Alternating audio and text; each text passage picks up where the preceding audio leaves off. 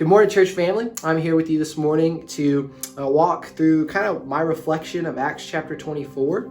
And when I'm reading through that, I love verse 10, and then there's some other verses I'm going to share with you. But verse 10 is Paul's about to give his rebuttal, and he says, the governor nodded for him to speak, and Paul responded, knowing that for many years you have been a judge to this nation, I cheerfully make my defense.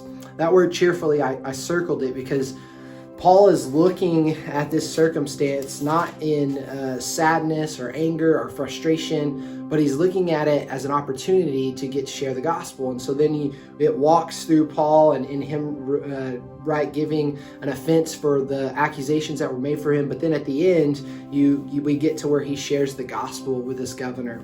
And in verse 24 through 26, it says, but some days later, Felix arrived with Drusilla, his wife, who was a Jewess, and sent for Paul, and heard him speak about faith in Christ Jesus. But as he was discussing righteousness, self-control, and judgment to come, Felix became frightened and said, go away for the present, and when I find time, I will summon you.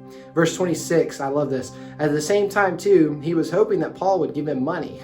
So Felix was asking Paul to come and speak to him over and over again for 2 years so that he would pay him to get him out of jail. But instead of Paul relying on what he could do or relying on just corruption, we see Paul trusting in God, and we see him pointing to God and saying, look, here's the faith I have in Jesus. Here's the faith I have in Jesus, over and over and over again. And so in light of coronavirus, trust in God in this time. I know that we're scared and we're frightened and we're worried, and that there is a lot going on with finances, with food, and with jobs. But listen, don't look at this as an impossible situation, but look at it as an opportunity to point to the hope and faith that we have in Christ and in God, our provider and our sustainer, who is always there to watch our backs. And we know this in this section because right before that, Felix says to the guard, the commander, that he said, I want you to let Paul's friends take care of him and minister to him. And what we know about this time